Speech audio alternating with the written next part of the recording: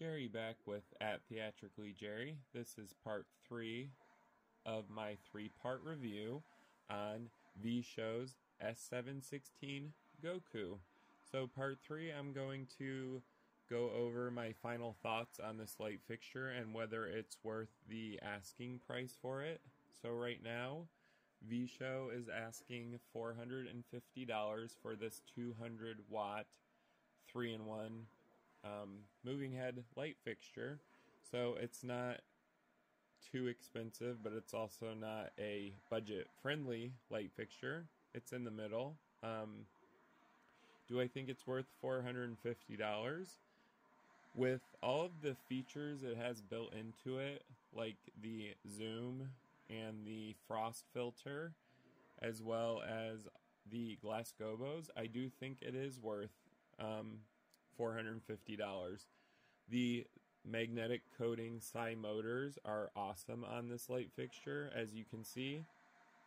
I also love the 16-bit options on the pan and tilt channel, as well as the dimmer channel and the zoom and focus channels.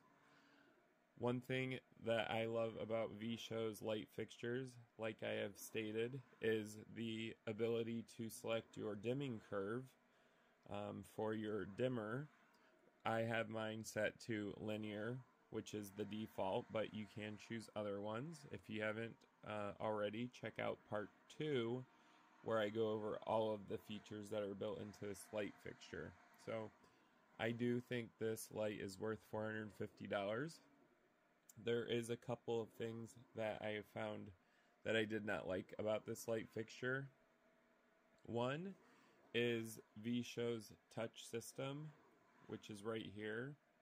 The touch buttons are not very responsive, and a lot of the time I find it's because the screws are too tight on the front of this, and it's not allowing the springs that are behind this glass pane right here to work properly. So they do have this touch system on a lot of their light fixtures, and I just don't think it's really necessary. I would have loved to have seen a touch screen system or physical buttons, because the touch buttons here are not very responsive, like I said. But you're not going to be doing a whole lot of control through these touch buttons. You would be using your DMX console or controller, so it's not a break for me. I just would have loved to have seen some physical buttons or a full-on touchscreen.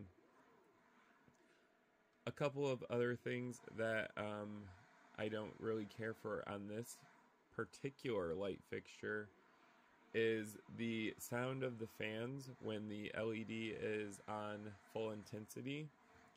It's loud compared to the other light fixtures I own. This one is a little on the loud side, but only when the dimming channel is at 100%.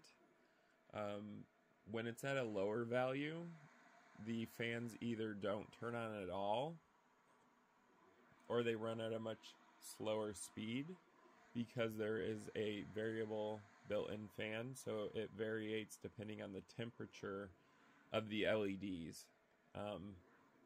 So the fan, if you do get one of these, is audible, but only from like 5 feet away. If you're about 10 feet away, you're not really going to hear it.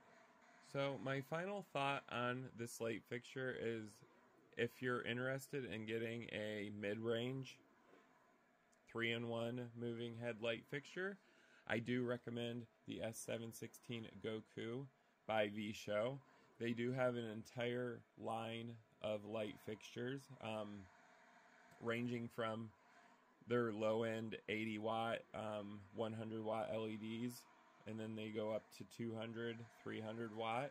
They also have a 450 watt, which, if you haven't seen already, that is their S712 Kuon, which I've done a review on. So if you want to, check that out. That's their 450 watt 3-in-1. That's the step up from the Goku.